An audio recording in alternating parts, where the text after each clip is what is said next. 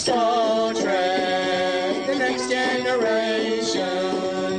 You love throughout the nation. You're my favourite show. Watching every episode, you're lucky. You don't have to wait for buses. You just step into the transporter and off you boldly go. Mr. Wolf's my favourite person. Welcome to the bOrgCast. We are the Org, and our purpose is to assimilate seasons 2 to 7 of Star Trek The Next Generation. Hello, friend. Hello. I hope our latest podcast finds you well. I have returned from African climes, and I'm enjoying my first beer in about 2 weeks. Gosh. Yes. I missed the beer, but I don't generally approve of beer where I've been. The only sort of beer that's available is generally lagery stuff anyway. Except count. for the stuff that gets smuggled over the border in Mozambique, which is called Scud. Oh. And is how you would imagine Scud might be, i.e. deadly. Oh dear. So, basis I didn't want to go blind. I didn't drink any Scud. But I'm enjoying this pint. So there we go. So it's been a little while since our last podcast, but we're back with a vengeance, and with 2 really good episodes. Also, whilst we were away, a little bit of news, I guess. Introduce a new segment, replacing Wheaton Watch with Troy Watch. Oh, There was a picture posted, I think it was by SFX, of the very exciting UK event, the Caravan Show. Woo! Which I actually went to once because my parents dragged me along because they were big on caravans. And who should they get to launch the Caravan Show but... Marina Sirtis. Yes. And there's a wonderful picture of her with some Star Trek fans surrounding her, and her face is the very image of awkwardness. Yeah. It's why am I here? Get my agent on the phone right now. Yes. So yes, who better to open your Caravan Show? And there was also a picture of a caravan converted to look like the Enterprise. That's probably why she was there. Well, I'm not sure which one followed which, if you see what I mean. That might be a chicken the egg thing. Oh, yeah. Poor lass. but I mean, of all the things that you convert to be like the Enterprise, not a fast car, not an aeroplane, No. a caravan. Oh, please. It's not as if they travel at warp speed now, is No. it? It's very much quarter impulse all the way. Anyway, that's enough waffling. We need to move on to our episodes, don't we? That's what we're here for. So, Transfigurations. Let's hear Trailer Man explain it all, or not. Next time on Star Trek The Next Generation, a life-saving mission uncovers a mysterious humanoid. Who are you? What are you? He is one of 4 escaped prisoners. Is he the helpless victim of an evil plot? I cannot control what is happening to me. Or a fugitive who could destroy the crew? They don't know how dangerous you are. Find out on Star Trek The Next Generation. So, we have the Enterprise charting a star system, but thankfully we don't hear too much about that. And Geordie's on the pull again, and Worf is giving him advice. Oh, it is funny. It's a great opening scene. That's her. Which one? The one on the right. Don't stare, Why not? because she'll see. Good.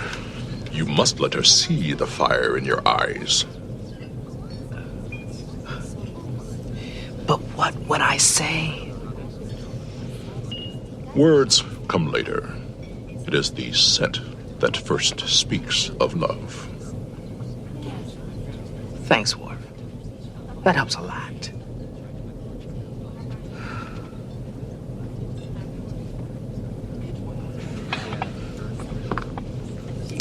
Hi, Geordie. Hi. So how have you been? Good. How are things down in engineering? Fine. They've been fine. Well, I'll see you around.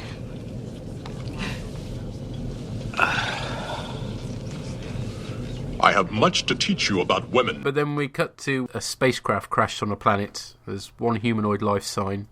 There's an escape pod and the remains of a ship. And it's we're on the crummy alien planet set again. Yeah. Thankfully, you don't see too much of it because it is poor. For the most part, this is a bottle show just on the Enterprise. And they find this guy very, very badly injured. The makeup's very good, actually. It is, yeah. Real mangled face. Yep, refers back to the point I made, where whoever it wasn't dead enough, I can't remember. But yeah, they could have done that. This guy looks blatantly dead enough, doesn't he? Good. He's not quite dead, but he's on his way. Yeah. And Geordie volunteers to provide brain regulation, which sounds really painful. But it does. Just involves having a wee doohickey on your forehead and using his brain to help the other guy to recover. And then he's beamed to the Enterprise, and Crusher reports that this guy has an amazing recuperative powers, plus his body's mutating, possibly due to the healing, but she's not sure. And then Data and Geordie are discussing a data capsule thing which they found, which looks like a big flask, basically. Again, they're in 10 forward. Most of this episode seems to take place in 10 forward. Not for any great reason at all, it has to be said. But there we go.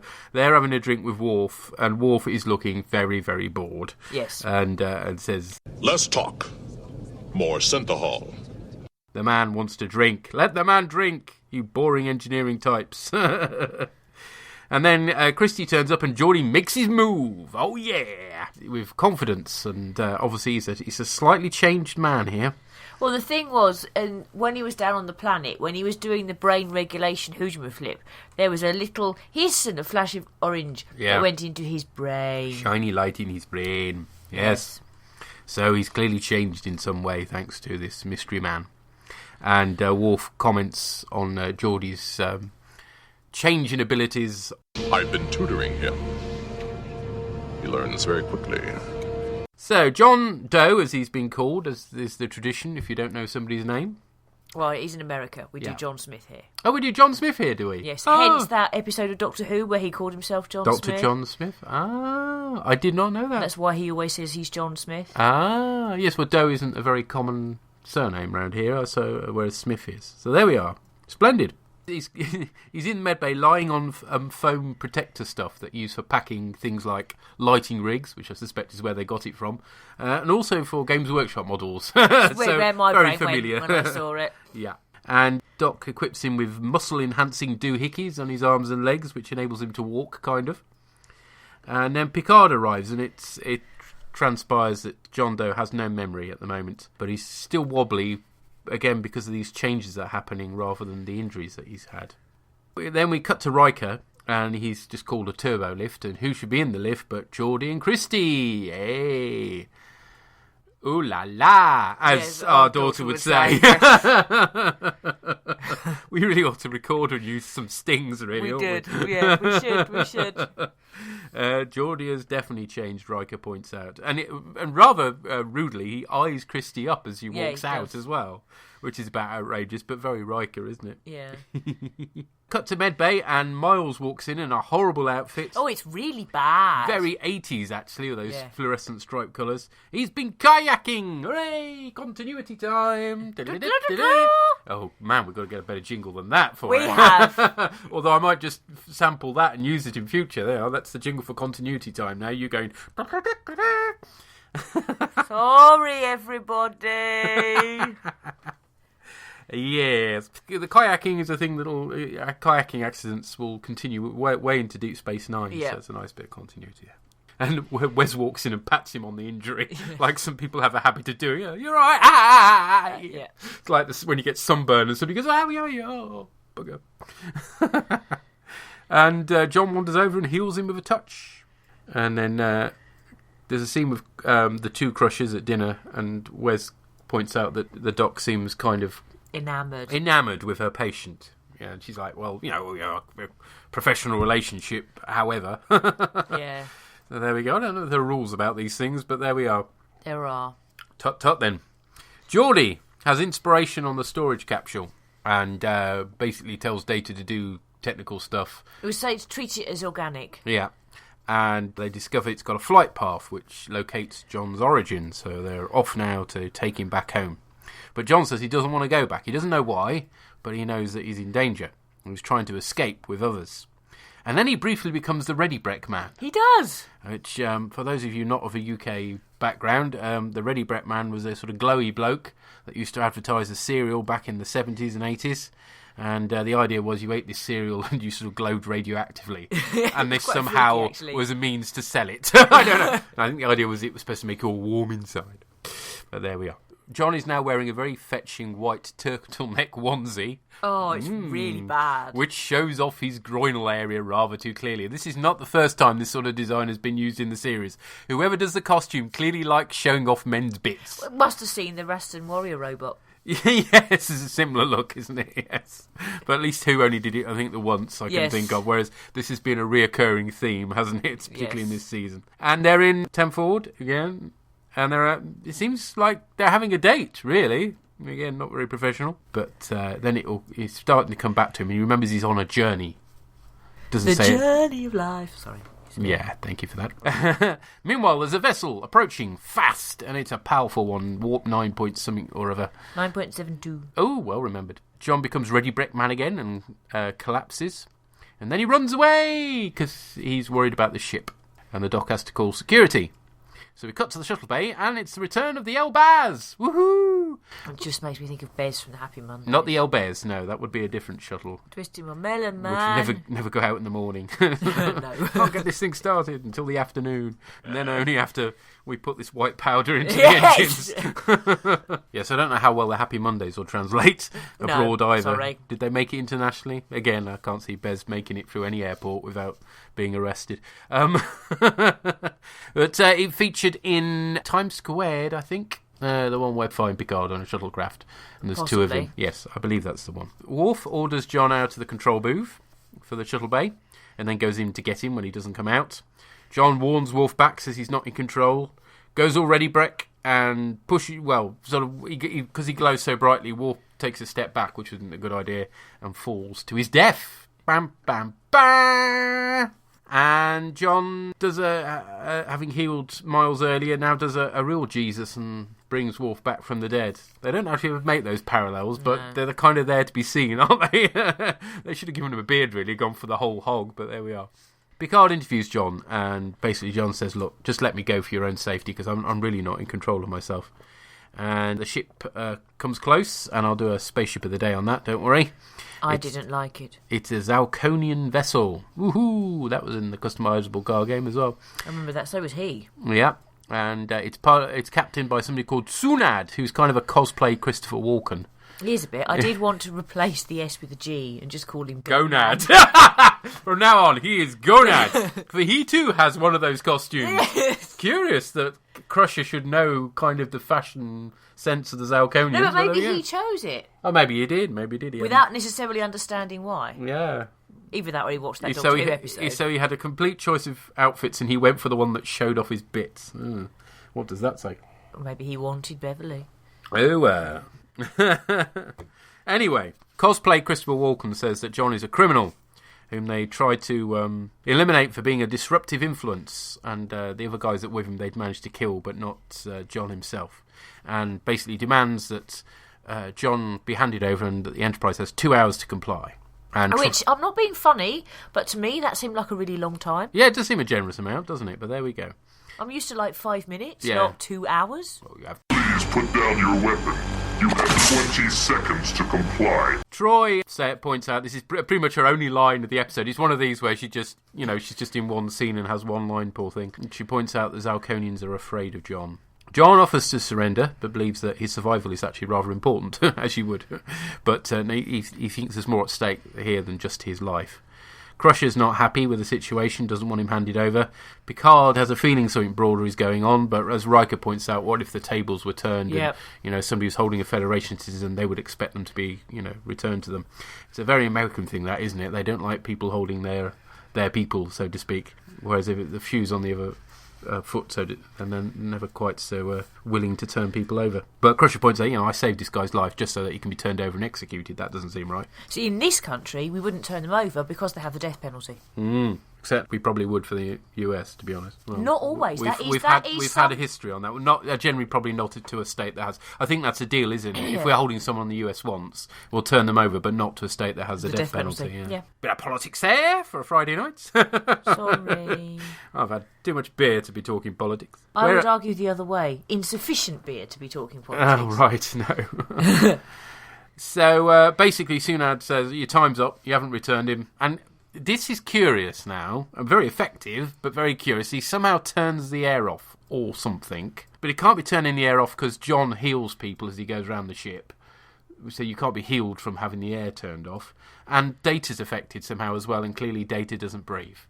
So quite what this magic, all-powerful device that the Zalconians have is, we do not know, but there we go. It looks like it's turning the air off. See, if Data hadn't been affected, then I would have argued that either it was a psychosomatic reaction being induced... Right. ...that stopped breathing... Very clever weapon, yeah. ...or anaphylactic shock. Ooh, right. But, because Data is effective, I cannot think of a single thing at all... that would fit Data. That would fit. Bizarre. Nothing. Anyway, they don't dwell on that, for obvious reasons. John's memory is completely returned now. He brings Sunad over to the Enterprise in the blink of an eye. Basically says, look, my species is on an evolutionary change. I'm one of the first to be converted in this way. It's going to happen to all of them, and they're clearly not happy with this idea. They don't like the idea of changing in this way. It's a mutation, and they've obviously got some ideas of racial purity going on because they don't want anything to do with the Federation. They're sort of trying to keep themselves. Very isolationist. Yeah.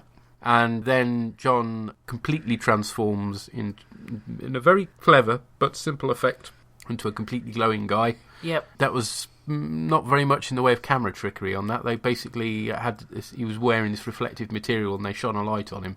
It's an effect that Doctor Who's used a bit in the past as well. It's very cheap. That's why Doctor Who used it a lot. And send Sunad back to his ship, and Sunad pegs it, basically. And that's pretty much the end of the episode. He says thank you to everybody, and off he goes. There is an effect I don't like. Yeah? He's sort of kind of stroking Beverly's face. Oh, yeah, that's weird, isn't it? And she's overacting. She looks like a cat when you tickle their chin. Yeah, but the way she moves her face, it's as that almost it makes you think that she didn't have the actual actor there to work against. Yeah. Somehow the effect was put in later. But yeah, I know, but that's the impression you get because it looks like very early CG when people overact their interactions with a CG character. No, I just think it's Gates McFadden overacting. It happens. Okay, so it's just ham then. Yeah, it's a slight slice of ham. Her moment to shine, so to speak, and she's overdone it. But that for me was just like that doesn't look right, does it? No, and also it's like he disappears up through the ceiling. Yes, he then transforms again into a glowy cloud thing and goes up. Yeah, which is a bit odd, really. I thought. Well, it's the way these things normally happen, isn't it? But why do they always go up? Don't know. No point in space. It could go any direction, couldn't it? I suppose, arguably, it's in the bridge, which is right up at the top, so therefore it's the quickest way out. I would have thought the quickest way out was through the view screen. No, I don't think so. Because remember, the view screen isn't a piece of glass looking out into space; it's a computer screen. No, I know, but There's even arm so, in front of that. Whereas the top bit is like the computer call. That is kind of straight out. Okay. Yeah, I think that's right, but I could be put wrong. Okay. It's an okay tale, isn't it? Really, there's not too much to it, but it's entertaining enough. Worf's lines are very good. Probably worth the price of admission alone, to be honest. Yeah. The Crusher love thing, thankfully, they don't do too much on that front, which I think is very wise. I mean, they've tried that again in the past with characters, and the episodes are too short to develop any sensible amount of attraction. I have to say, I think it says something that you've got a scene with the two Crushers, and Beverly's more cheesy than Wesley. Yeah, no, he does all right this episode. The bits he has, no, she's not. But she is in this episode. She is on the par, isn't she? Yeah. Which is unfortunate because the episode does rather revolve around her. But there we go.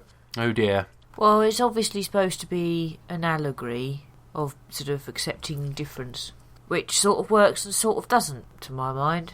Right. What way doesn't it work? Because the obvious bits is how it does work. For me, the reason it doesn't work is I want to compare it to another episode. Yeah. Which is the reason it doesn't work for me is I find the ending unsatisfactory. It does peter out right at the end, doesn't it? It peters out, and also the one who has been marginalised is now suddenly all powerful, so he hasn't really got a fight in his hands anymore. You know, there was that one. Was it earlier this season where they all appeared in Picard when? Yeah, the guy, the super soldiers. Yeah. Yeah. Now that was this is quite similar to the Super Soldier one in some ways, isn't it? And that was a lot more satisfactory. And I preferred the ending. So my problem isn't the actual story; it's just it's the ending. The ending of that one was far more satisfying. And unfortunately, the parallels are quite strong because Crusher ends up falling in love with that guy as well. Isn't it? What is it with Crusher and these outcasts? Yes, but that was, I don't have a problem with the story overall, but the ending I found, unsatisfying.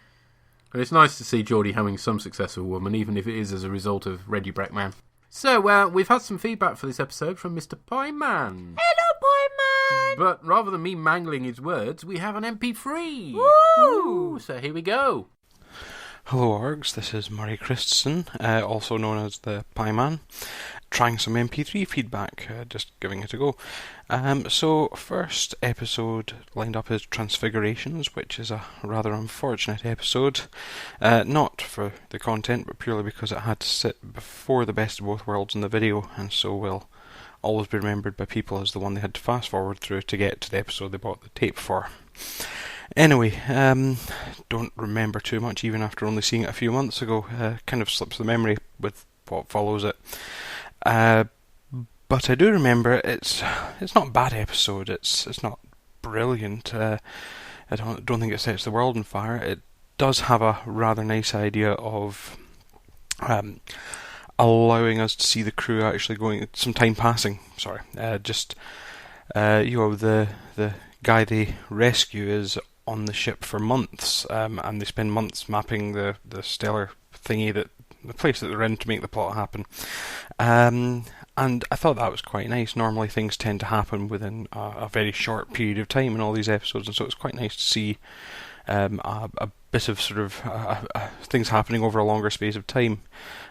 Wasn't sure about the whole evolving as we see it thing. I know it's science fiction, but it's a bit kind of wibbly sciencey. But aside from that, it's a perfectly acceptable episode. It's not tedious and it doesn't really offend. It's just there, but it's always lurking in the back of your mind that after this, I don't even think it probably happened when we originally watched it, but after this, we're getting a very good episode. So I'll talk to you shortly about the Best of Both Worlds. Thanks again. Bye. Bye. Bye for now. Awesome. Thank you, sir. Wibbly sciencey. We like wibbly sciencey. We like wibbly sciencey. Yes. I mean, I did make the point on Tumblr that this episode does lose out just because of its position in the season right before Best of Both Worlds. I don't think I ever fast forward it through, but then that's only because I have to work my way through all episodes rather than... Yeah, you'll rewatch. Yeah. I don't think this was ever on my skip list, though. No, it's as Pieman says, it's kind of it's not brilliant, it's not bad, but it's not bad. It's okay.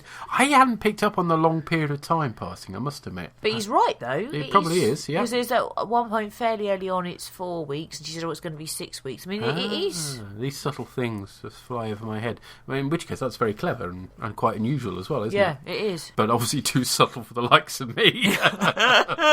But hey, what isn't? Thank you for that, sir. Yes, no, good feedback. Thank you.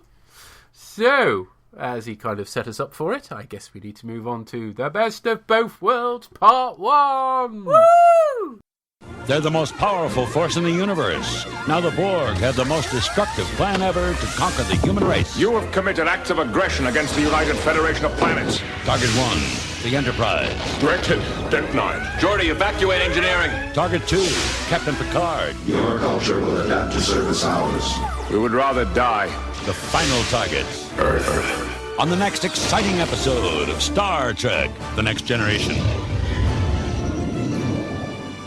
Before I get into the main plot, I just have to say that the DVD menu screen for this episode is seriously cool. It's a nice little touch, isn't it? Because up till now, it's just been the same template again and again, the L-Cars thing. But they've pushed the boat out a bit with Best of Both Worlds Part 1 on the video and given us a little Borgified menu, which is nice.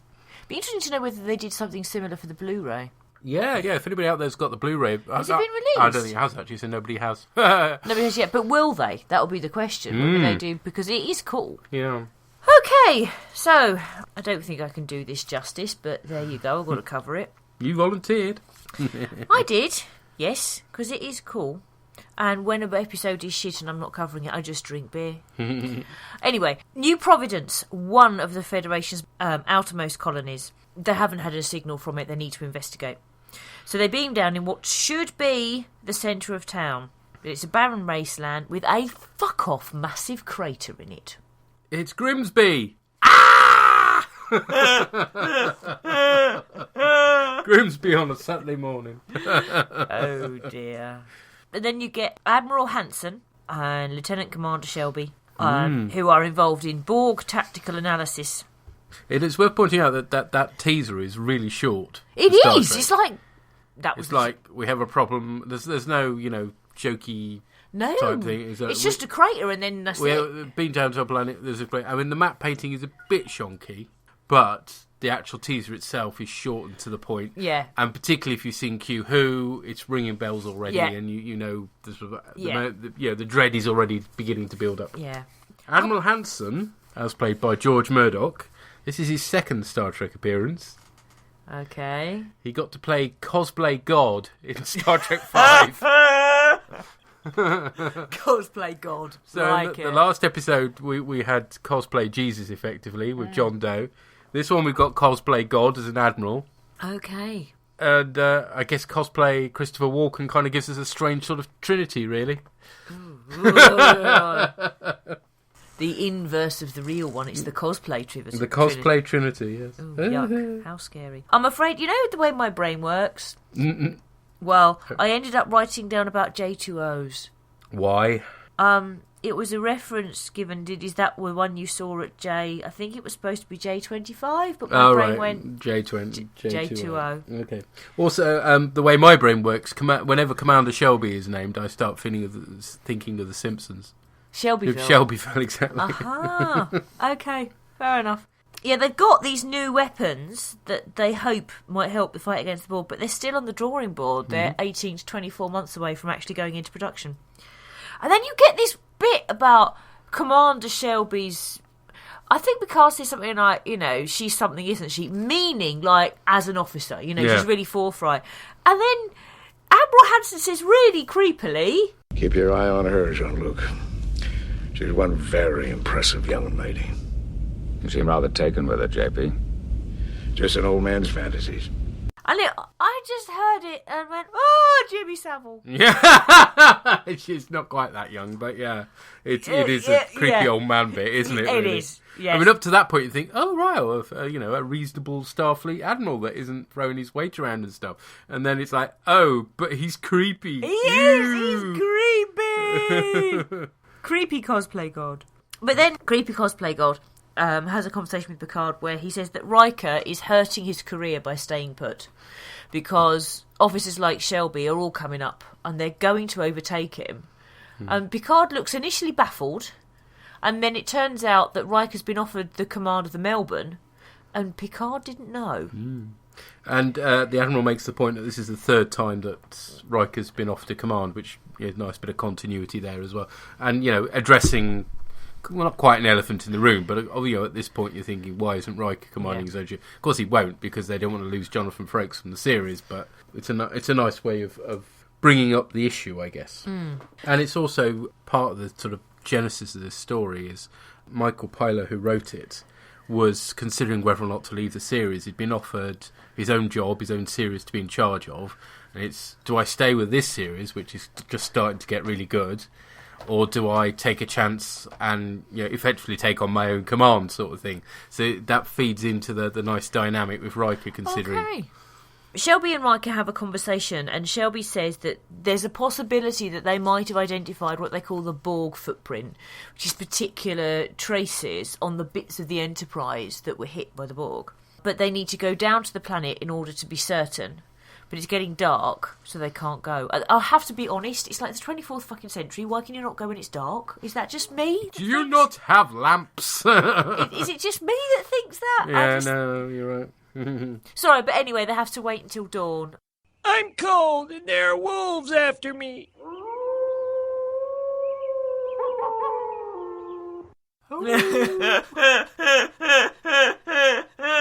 Gosh, that's my second Simpsons reference of the day. Oh, dear. And there's reference to the poker game.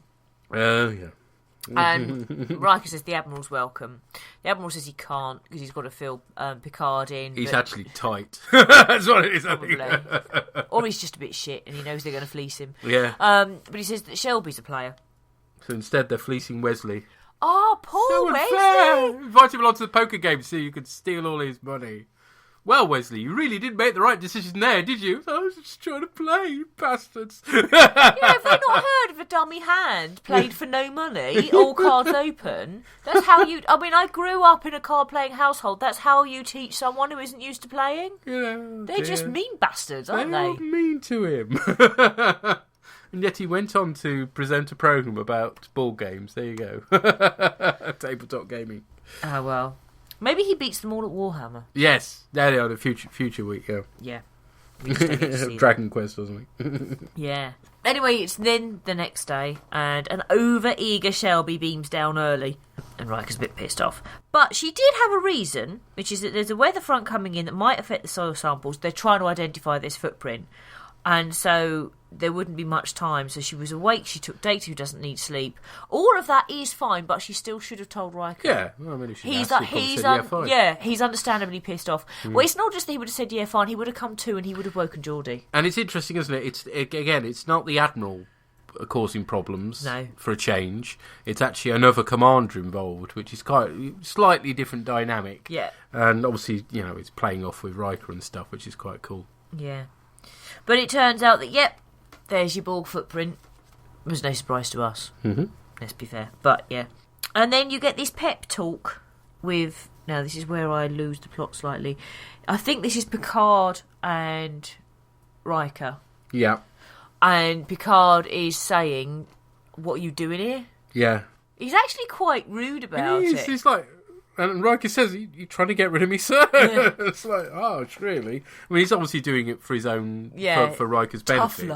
Tough love, exactly. But what really struck me about this conversation between Picard and Riker was like, is Starfleet really all about career?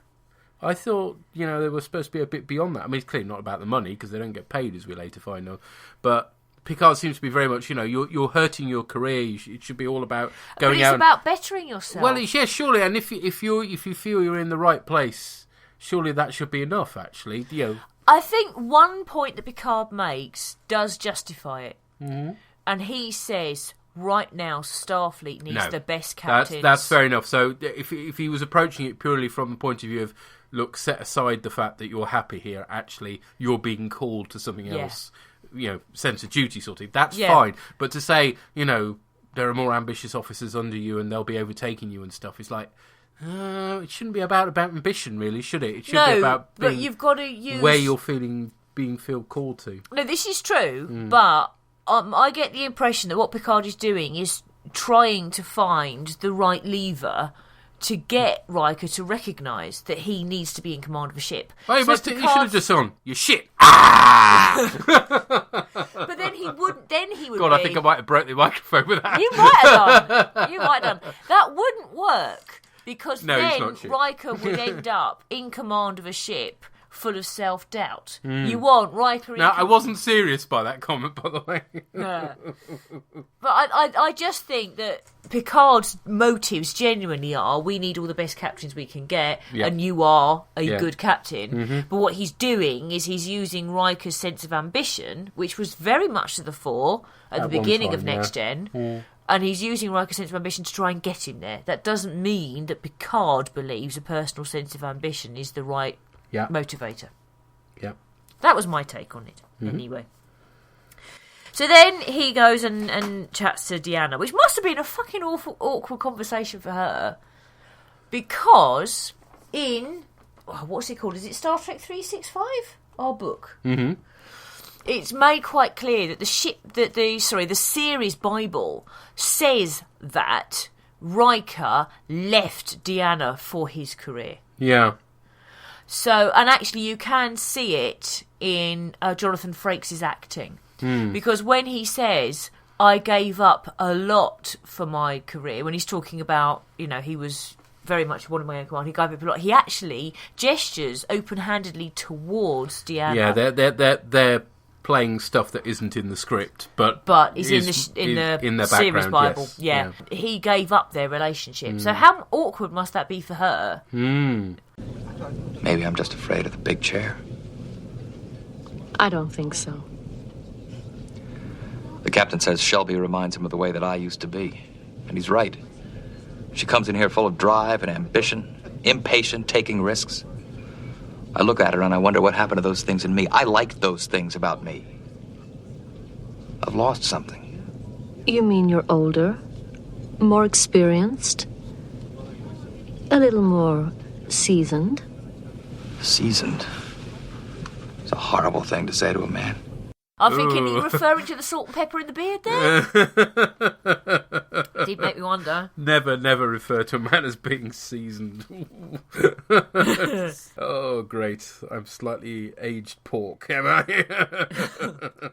But it's nice that they include that scene, even if they haven't quite written it as perhaps as well as they might, but yeah. But I did like it. I liked her awkwardness. She's supposed to be awkward. Yeah. And but she's trying to be professional at the same time. Yes, but I liked her awkwardness, and I liked his long gaze, his gestures. I liked the way the actors did it, basically. Some good beard work as well. I always like beard work. Let's not dwell on this and move on quickly. Okay, sorry. And then there's been another attack, and the information has been received by Starbase 157, and they've lost the signal, but they do think it's the Borg. And then so they have a meeting with the command staff, and they're asking, Picard's saying, realistically, what are our chances? And George is like, it's a shot in the dark, but it's the best we can do. They've got rotating modulation of the shields, and they can adjust their phasers to be in a high band and also modulating. But they know it's not a lot. There's a nice moment after that, at the end of that staff meeting, and everybody leaves, and Picard's just sat there. The camera just lingers on him for a few seconds. It's that whole sort of loneliness of command thing. It's quite nice, and that sort of reoccurs a bit later on as well when he's kind of wandering the ship. Yeah. So there's a Borg cube on an intercept course, and Picard says, Mr. Worf, dispatch a subspace message to Admiral Hansen. We have engaged the Borg.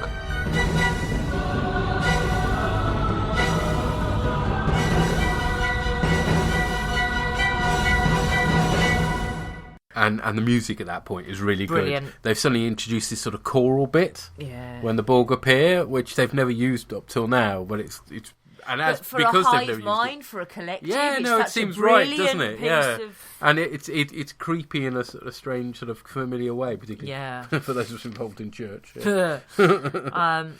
You'll never be attend even song in the same right mind again. And they say, you will surrender yourself. This is to Picard. You'll surrender yourself and we'll destroy your ship. They've come after him, and they're like, they weren't expecting that. So why are they coming after one individual? And they're all confused. The shield modulation worked briefly, then it failed. They were on a tractor beam. The new frequencies are having no impact. The Borg are cutting into engineering. They're going to have to evacuate engineering, so you get the Geordie roll! Yay! I think it's contractually in LeVar Burton's contract that at least once per season he gets to do his Geordie roll under that thing that comes down. Under the door, yeah. And it's like, again, there was no need for it. He could quite easily just duck under, but no, we've got to go for the roll! Yay. I like it. Shelby gets Data to keep adjusting the phaser settings over and over and over, because of course he's so quick. And they finally break through, and it's enough for them to break away, but then the cube are in pursuit. So they go into a gorgeous, pretty purple nebula. Where have we seen this nebula before? It's exactly the same nebula as Star Trek 2! It's purple. It's recoloured. They've recoloured it, but yeah, it's exactly the same designs. It's So better in purple. You kind of expect the Reliant stuff to come up from below. You know? It's purple. There's also a nice bit where Picard kind of moves Shelby out the way. She's right in front of his vision. And he's like, hey, excuse me, I'm the captain here. Or alternatively, excuse me, this is purple. I must enjoy it. Right. And we end up with Shelby and Riker in a lift. And it's not like Geordie and Christy. No. This is them having an all-out row. Because, well, Shelby's been insubordinate a couple of times. Well, yes. It's sort of borderline insubordination over efficiency, isn't it? Yeah. So she's not going to get thrown into the brig for this, because he can kind of see why she's doing what she's doing, but she's not doing things quite the right way. Yeah. Clearly, Starfleet training isn't as good as it should be. But she's got all the way to Commander, but doesn't realise how... Commander. Is she only Lieutenant Commander? Lieutenant Commander. Clicked that one. Right, but she got that far without realising how the chain of command's supposed to work, which is a bit odd, isn't it? Well, the Admiral says that she's been seconded with a special project and she's been given leeway. So it may well be lacking in her training, actually, that she's been given too much leeway on this particular project. But although you do see this later on, certainly in Voyager, with played by Roxanne Briggs-Dawson. B'Elanna Torres, but Yes. wasn't she one of the McKee? So that's a bit Yeah, different but again. Janeway still integrates her into the command. So it's about, I suppose, in the future, recognising people's gifts and how they're useful to Starfleet, even though that they're not so bad as to be totally insubordinate, but they're on the edge. Mm-hmm. We also get it with the Bajoran that joins Roe, Ensign Roe. Yeah. And basically, Shelby came up with an idea. Riker said no. Shelby went, I think I should go to the captain. Riker said, I always tell the captain all the options, and she still goes to the captain. And to me, that's out of order. If she'd gone, I want to ask the captain, and Riker had gone, no, and then she'd gone to the captain, that would be fair enough. But she's actually questioning Riker's integrity. If he said he's going to give the captain all the options and she still goes, that's rude. You don't do that. And I don't have a lot of sympathy for her at all. I think she's a complete cow for that. Not for everything, but for that. And when they talk in the turbo lift, she goes, you're in my way. But it sounds really bad, but to be honest, it's logical because she thinks he's going to take the Melbourne. And she's crossed that he's still on the Enterprise. She wants to be first officer on the Enterprise. And that she's not trying to kick him out. In her mind, why on earth isn't he taking the Melbourne? It shouldn't be that there is the competition in her mind. There shouldn't be any competition between the two of them. So you can understand where she's come from in the turbo lift, but she has been a complete arrogant cow, and she owes him an apology. Then you get the captain in 10 forward, and there's Guinan in the corner. And it's the captain touring a ship before a battle. And this really highlights something interesting about this episode, because memory cheats a bit and you think this is all about Picard. But this is one of the few scenes that actually revolves around Picard. Most of it actually is about Riker. But because of him becoming Locutus, you kind of focus on... Your memory focuses it on it being about Picard, but it's not actually. So, yes, this scene with Guinan is... And that obviously ties in nicely with Q Who as well, because in that it's revealed that Guinan has a past with the Borg and stuff. But it's nice. I like the fact that she says, you will survive. All it takes is a handful. Humanity will survive. So that even if the battle's lost, that doesn't mean the war is, kind of thing. And I like that there's still hope, even in what seems to be a bleak situation. And then the ship shakes, and then there is serious technobabble that means charges have been fired into the nebula. Yeah. But it's one of those flushed out. But it's one of those situations that, Next Gen has a reputation for unpronounceable, unnecessary technobabble. And every now and again you can see where that come from. And this is one. All they needed to say is charges. I can't even remember what it is they said, but it was just unnecessary. Blah, blah, blah. Micro, macro, magnetic, gravitic. I don't care. The point is it's unnecessary technobabble. So they have to come out of the nebula, and they do it rotating their shield frequency. But the tractor beam locks on. A Borg appears on the bridge. It's shot. A second Borg appears and adapts. Another Borg appears, kidnaps Picard. And you notice that the Borg that kidnaps Picard injects him with something. You don't know what, but you see it. just before they're transported. And then even the Borg casualties are transported as well. Yeah, well, that happened in Q-Who when they downed a Borg. It kind of disintegrated, so they couldn't examine it. Yeah. And then the cube leaves. And then Worf said, they're going 0001 Terran system, i.e. Earth. Mm. And then you get this thing about the Borg saying that the primitive Earth cultures, or whatever cultures, are authority-driven. So they need Picard to be the voice of their introductions. And that's... Locutus in Latin means he who has spoken. Oh, okay. So he has a very logical name. Which I like, but on the other hand, it doesn't work because the weapons are far superior. It's all totally unnecessary.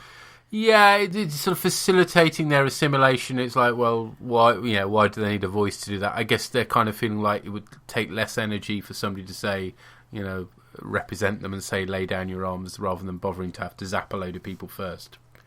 So it's kind of them trying to, shortcut it, basically.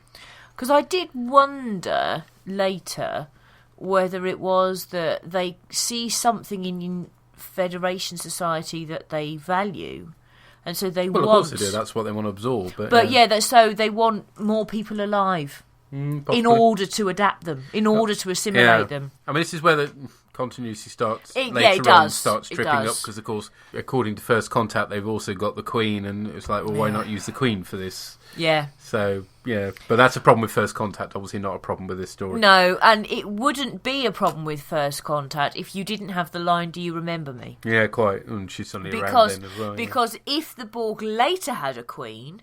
because of this encounter, which they learnt and adapted from, exactly, that could keep that would have got round it nicely, but no, they it's the "Do you remember me?" That's where it fails, not the concept of a Queen. Anyway, that Riker tries to lead an away team, and then Shelby's like, "Shouldn't I lead the away team?" And then he's like, "That's my orders." And then Troy reminds him, "No, he doesn't." She doesn't use the word captain, but effectively, you're the captain now. That means you don't get to go on away teams. And it's a taste of his own medicine, really, isn't it? Yeah. But it's nice when he tells Shelby to make it so. Yes. Like, yeah. And then, now this is where I wasn't sure if I got this right or not. Mm-hmm.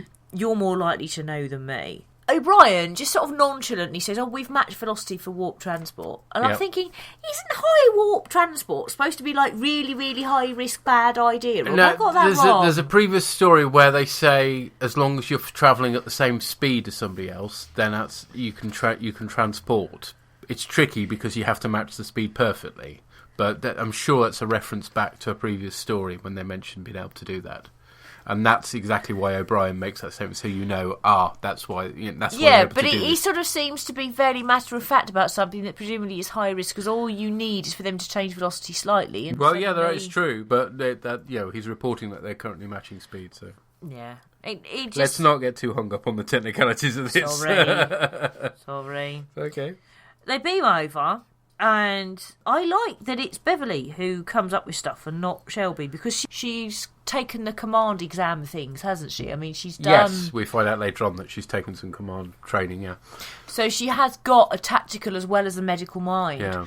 And they point out these nodes, and she went, what about a mosquito? And Data's like, that's interesting. And she's like, if we make them itch in a tender spot, they'll stop to scratch. And it's that sort of medical approach to it that makes sense. But it's medical why she's and come tactical. Up with it, yeah. I mean, having criticised her against McFadden a bit in the previous episode, in this one she's fine. And she'd actually specifically asked if she could fire a phaser at some point because she hadn't had the chance up to that. And you would, wouldn't you? Let's face it. Yeah. So that there is a nice close-up of her firing at a Borg at one point. And that's why she asked for it. Right, but it's good and it makes sense and it works, and that is their plan. Yeah. And then you get Riker talking to creepy cosplay god and saying, you've got to do something, you've got to defend Earth. And he's saying, we're making our stand at Wall 359, which straight away makes me think of Deep Space Nine. Yeah, well, I mean... It's there. It's in the continuity. It's kind of legend, isn't it, Wall 359? It is. So then they take out the distribution nodes, which is going to make them itch. And it works. And then, meanwhile, on the Enterprise, they've worked out if they do things with the deflector dish that remind me of First Contact. They do things with the deflector dish, they can do something to halt them. But they need the power, and the power at the moment is going into matching warp speed, which is why they needed to bring them out of warp. Yeah. And the captain's still on there, and they have to be back without him. Yeah. Because they've seen that he is a Borg, and it is such a creepy shot as he turns his head to one side. It's just really... And one of the most effective things about that shot is the fact he's got that laser on the sides of his head, which shines into the camera. And that was a completely practical effect that they'd achieved by buying a very cheap laser. It's kind of a last-minute thing they added to his costume. But it doesn't half make that shot look brilliant, doesn't it? And brilliant. It just makes him seem that bit more alien and weird. It does. And a bit more dehumanised by the technology. It's creepy.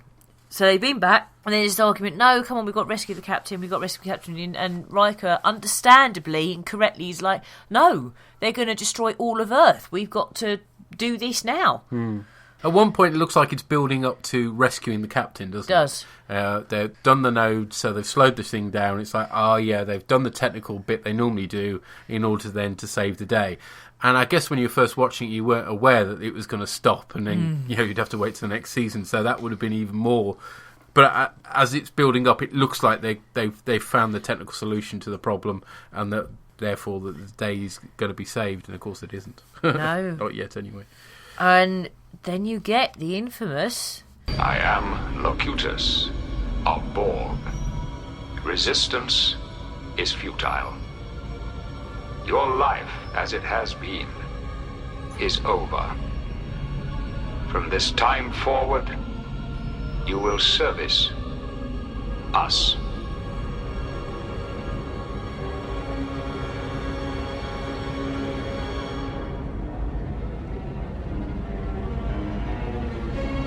Mr. Worf, fire.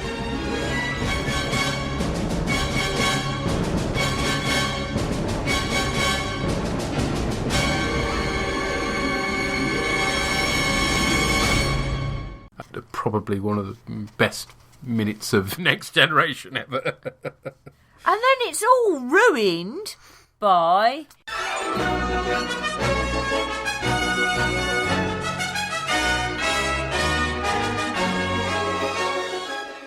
Which is far too upbeat. Yeah, it's all jolly and it's like, what, no!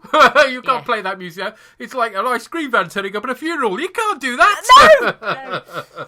But those who have heard the latest Babylon project will be grinning and remembering exactly what it was that Matt did with cliffhangers and inappropriate music. Mr. Worf, fire.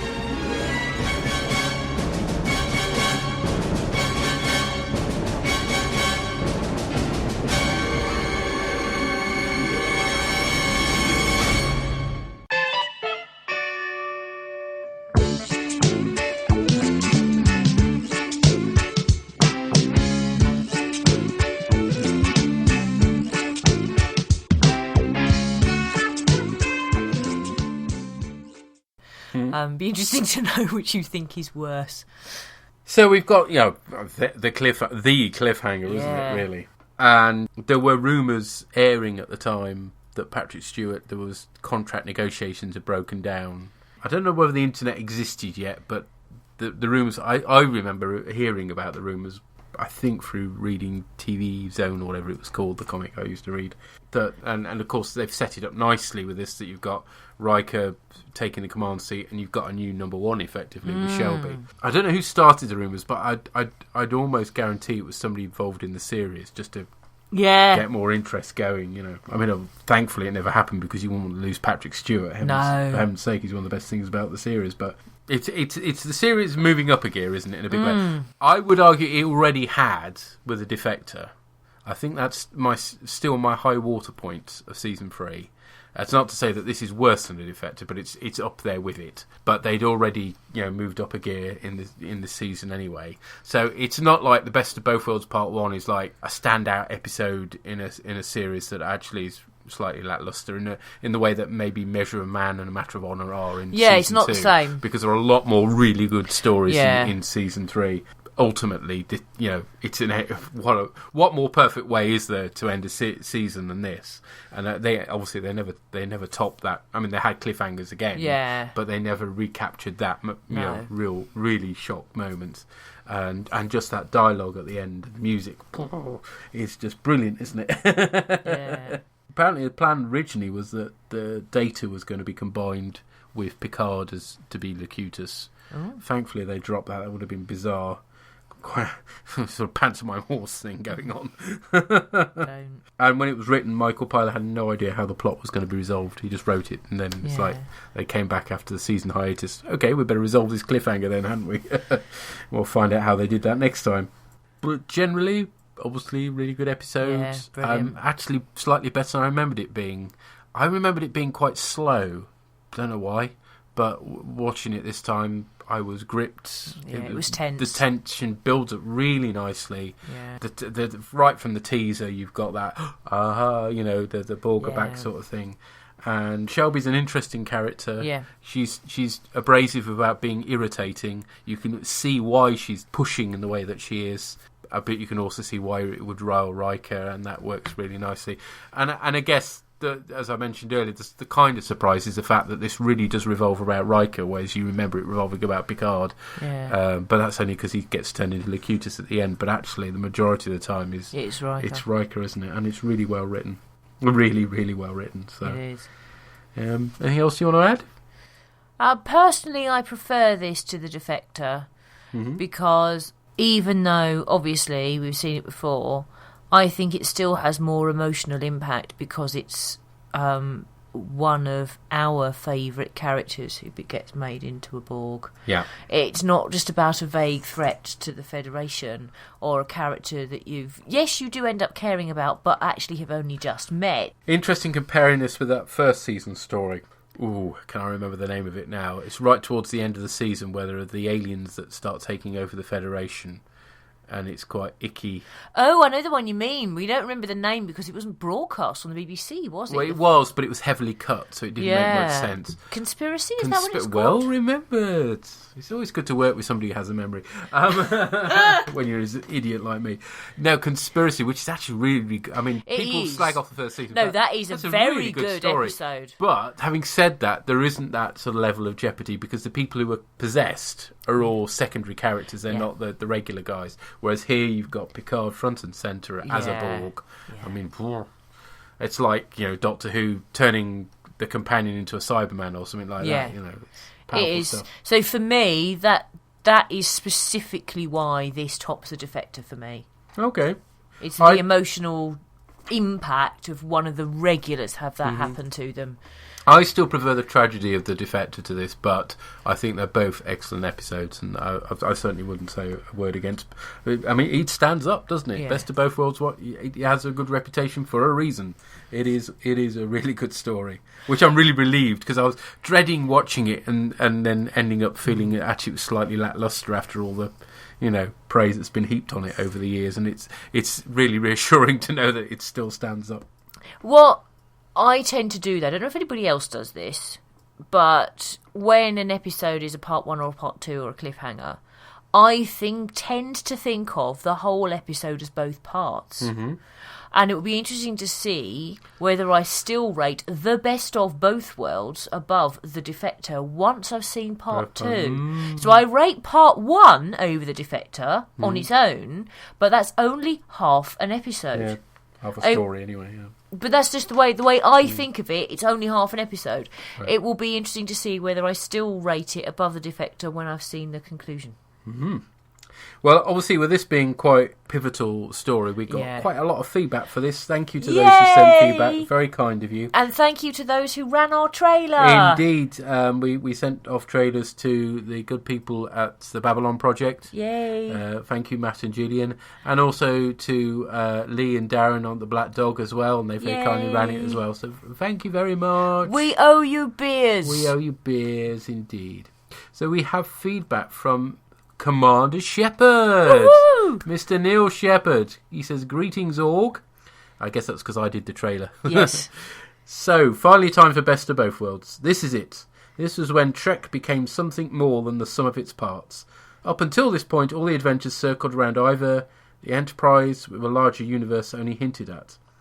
Suddenly we have a threat to the whole Federation. New officers coming on board, Riker offered command of another ship, a coordinated strategy, and an entire fleet mobilising to stop a single threat, not to mention lasting consequences that ran all the way up to Deep Space Nine. Trek is always at its best when it takes the Wrath of Khan concept of Hornblower in space ship battles, and this two-parter is packed with them.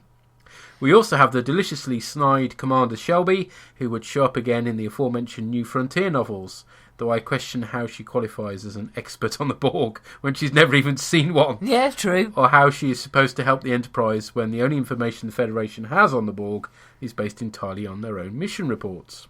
This episode was such a big deal when I was a kid and remains possibly the highlight of the entire franchise.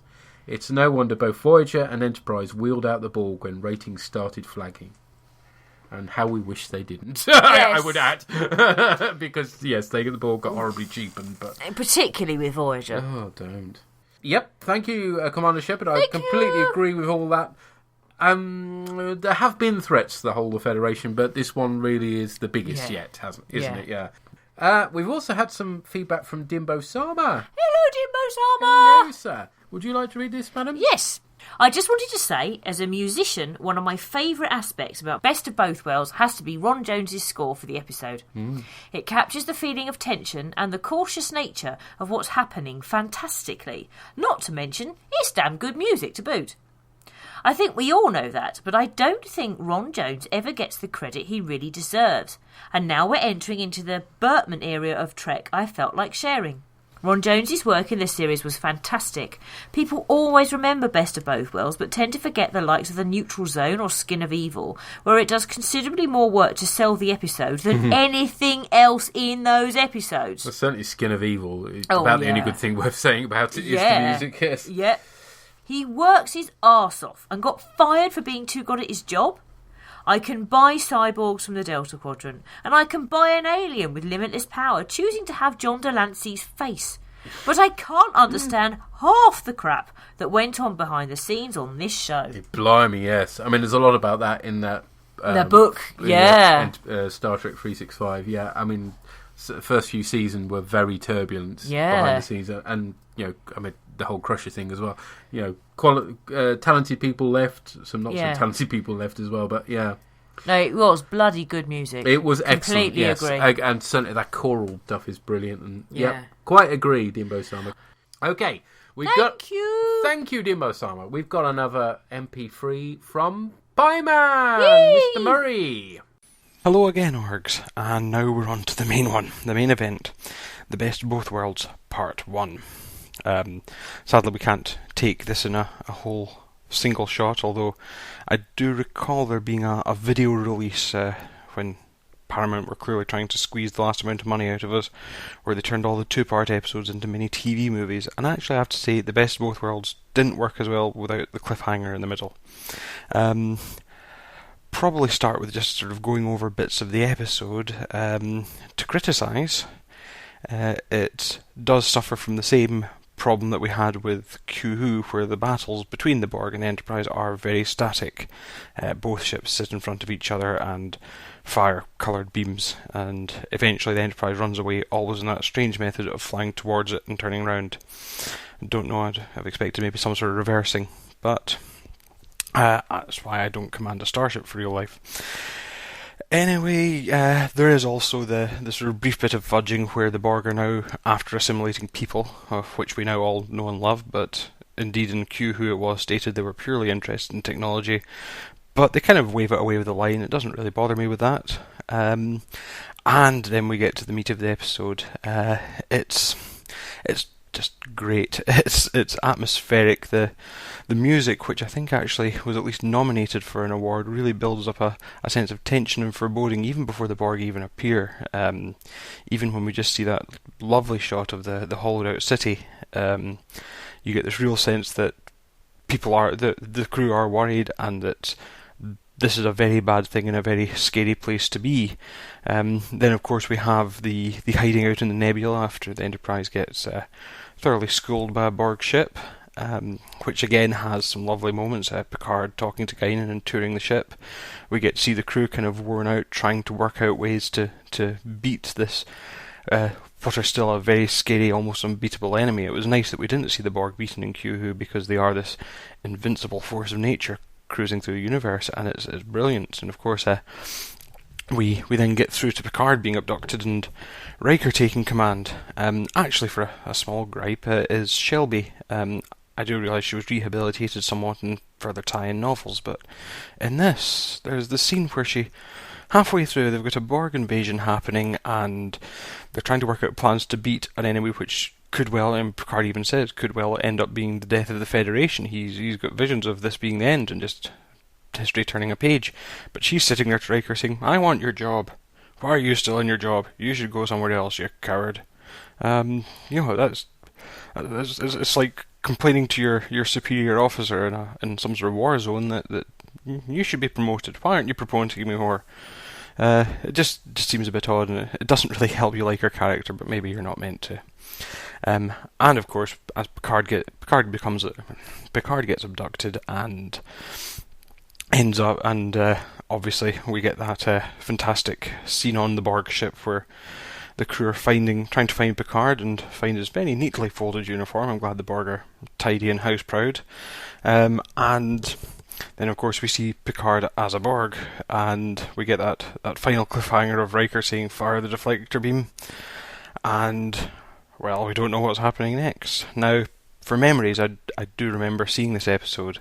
However, I got called away from the telly by parents just a few minutes before the end, and so actually had them return to the Enterprise and then blank. So I do remember actually being at Scouts and harassing people to find out what happened at the end of this particular episode. I also think the BBC were quite merciful, because while I believe they didn't have the rights to show Season 4 yet, probably some argument with Sky, they did show the second part of this. I'm sure it was the next week, so we didn't have to wait the good couple of years that the BBC spent between showing the end of Season 3 and Season 4. But we could go on for hours about the woes of being a sci-fi fan and only having the BBC to show you your Star Trek. If there was anything else on that 6 o'clock slot, it took priority. But no, overall, a very good episode. Very much deserves its legendary status. Best episode of Season 3. It's better than Yesterday's Enterprise. Yesterday's Enterprise is a very good episode, but Best of Both Worlds does just pip it. Better than The Defector. That's a tricky one. I'm going out on a limb here. I might be completely off, but no, actually. For all that I missed the Defector for the episode of EastEnders, I do think that The Defector was probably the better episode. I think this one was good, atmospheric, tense, but The Defector had a bit more meat to it. There's more that I'll probably comment on in part 2, possibly even comparing part 1 and part 2, but I think I've frankly rambled on long enough, and taken up enough of your valuable time. But anyway, just to tell you, still very much enjoying the podcast, and look forward to the next one. Thank you both, and goodbye. Bye. Thank you, kind sir. Thank you. And you weren't rambling on at all, and I'm very much agreeing with everything you were saying, including about the Defector. I'm glad it's not just me. Yeah. Well, I'm kind of holding judgment because I do think of two-parters as you have to see the second part. We shall see. We will see. And I felt your pain with the BBC thing. I mean, yes, as I seem to remember, we did get part 2 quite quickly afterwards, but then you'd have to wait months on end for things to carry on, and the whole thing with Sky kicked in so that you had to wait until Sky showed stuff, and a long time had passed before then BBC could show it. It was bloody irritating. That's why I ended up spending a fortune on the videos in the end, just to so I wasn't being constantly behind on the Star Trek front. Thank you, Mr. Murray. Thank you. We still have one more piece of MP3 feedback, though. Ooh. Yes, we have some feedback from the gentlemen of the Black Dog. Ooh. Lee and Darren. We are the Black Dog. Resistance is futile. Oh, sorry. Did my throat in.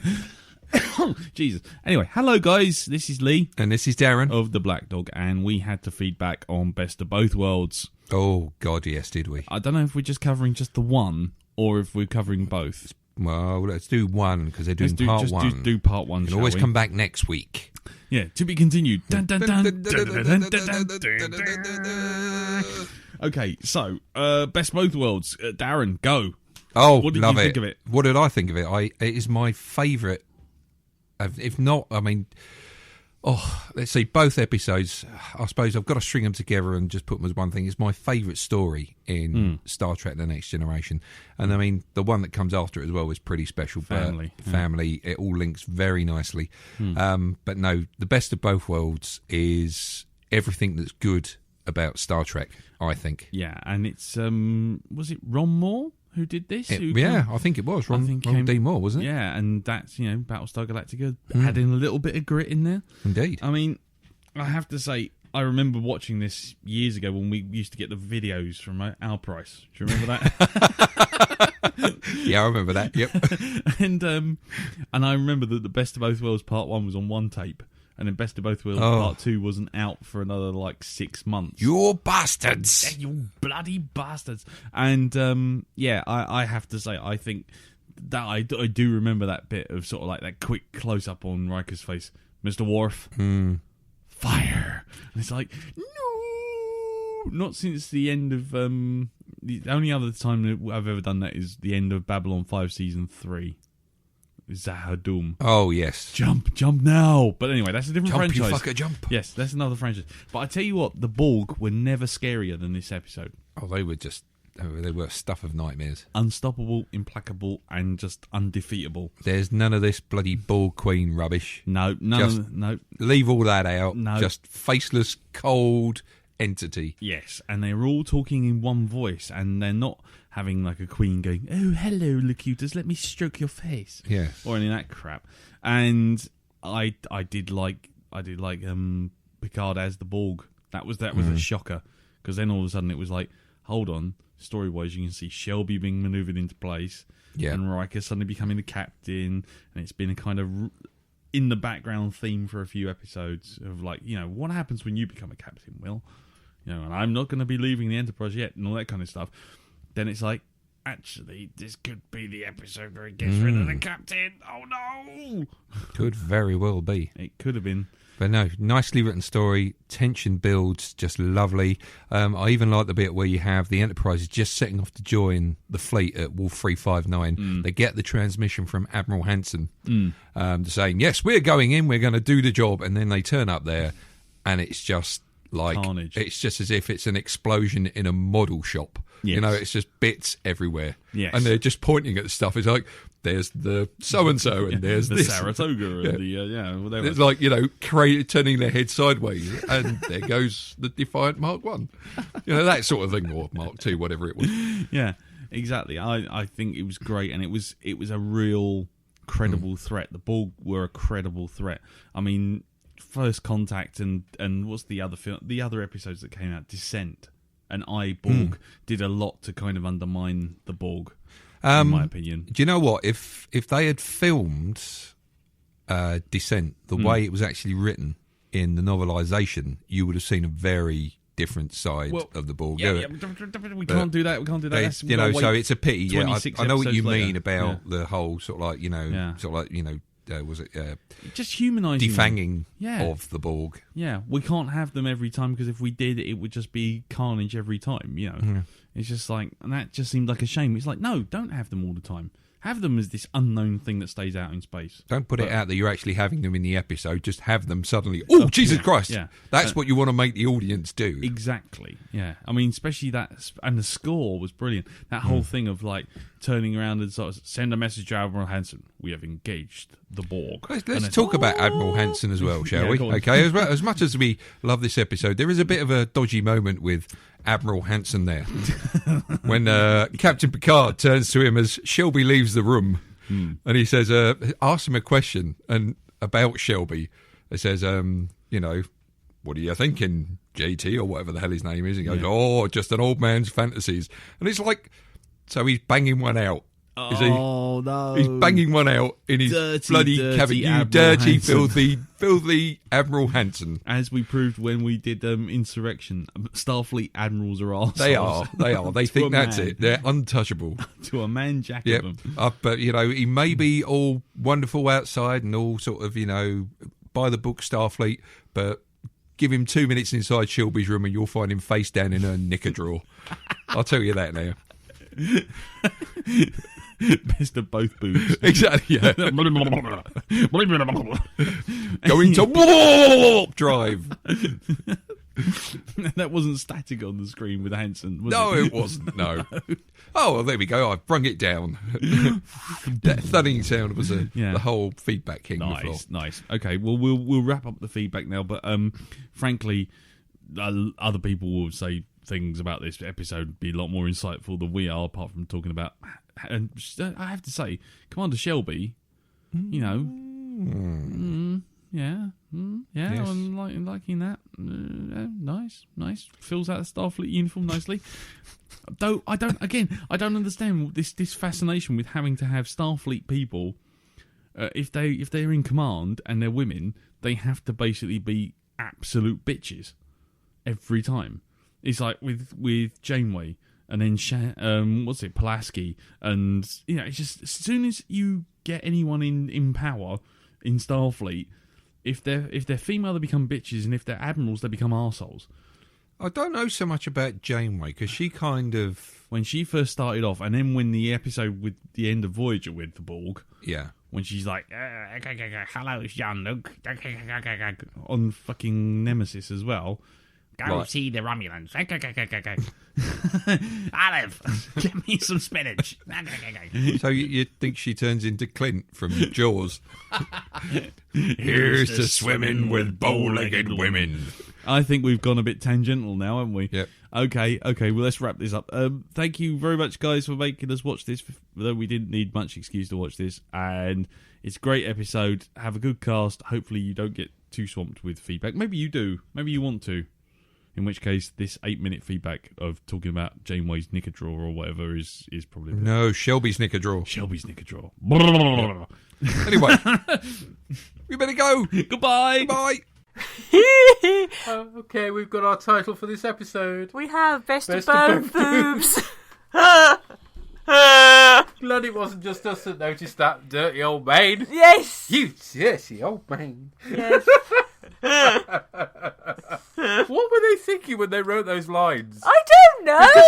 Because maybe it's a cultural thing. Maybe that phrase in America doesn't come across as quite across. Yes, exactly. As quite as man in anorak sort of. Oh, it's just horrible. It is. Yes. Shelby, we didn't talk so much about Shelby. I mean, she's a really well-written character in this. She is.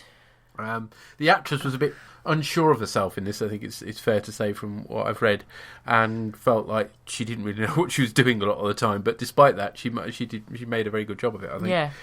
Just the right side of keen without being too irritating. Yeah. You and highlighting again the fact that Next Gen needs that tension sometimes because the rest of the crew get on so well. It's nice when somebody like that gets thrown in the mix. In the same way, it was nice having Barclay thrown in the mix. I was going to say exactly the same thing, yes. Having the oddball, the one that sticks out there, sometimes actually works well. Except when it's admirals, generally, yes. Yeah. And yes, the Borg were never quite so unstoppable again, unfortunately. Because they are just literally a force of nature in this. They are. And it looks like there's no way they're going to stop them. No. In some ways would have been better if they never used them again, but they were always going to go back to that particular well, weren't they? I can understand why they were used some of the time, but they ended up so overused. Yeah. They really did. And family. Yes, thank you for mentioning Family Guys, because... Family Guys? Not Family Guy, Family Guys. Because Family is very much Best of Both Worlds Part 3, effectively. And it's an absolutely wonderful episode from what I remember. So next time, recording on Thursday the 21st, we will be covering Best of Both Worlds Part 2. Which I'll do because I did Part 1. There's a logic there. And I'll be covering Family. Please feel free to send us feedback. We love feedback. We love feedback. We'd be delighted to be swamped with it. And thank you again to all who fed back for this episode. Thank you. Really, very much appreciated. So if you want to do that, if you'd like to send an MP3, then send it to my email address, revpeterorgan@yahoo.co.uk. Always worth just making sure I've got the email, because once or twice in the past, for some reason it's not come through. Just tweeting me, DMing me on Twitter, something like that, just to make sure I've got it. Or putting something on the Geek Planet online forums just to say we sent you an MP3. Pieman did that, which was very, very sensible, but we had got his email, which is great. So yes, Geek Planet online forums, revpeterorgan@yahoo.co.uk, bOrgCast.tumblr.com. You can send me a message there, which is what Dimbo Sama very kindly did. Or on Twitter, I'm rev_org. And I'm ammo_purple. And if you use the hashtag bOrgCast, we will pick it up. We will do our bestest. So hopefully we didn't miss anybody out. We also heard from Michael Sims from Earth2. Dashnet. They together with Geek Planet Online do the amazing Shake and Blake. Yay! But they do a whole load of other podcasts as well, including stuff on superheroes. And he very kindly said he'd been listening to our cast. So hello, Michael. Hello. Thank you again to all who did send feedback. Yes, thank you. Yes, we'll catch you on the 21st or. Once I've we record on the 21st, so. And we'll be covering Best of Both Worlds Part 2 and Family. Okay, folks, cheery bye. Bye.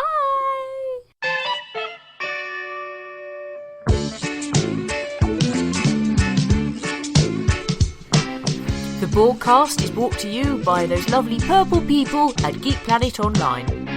The song at the opening of this podcast was written and performed by Adam Buxton and is used with his kind permission.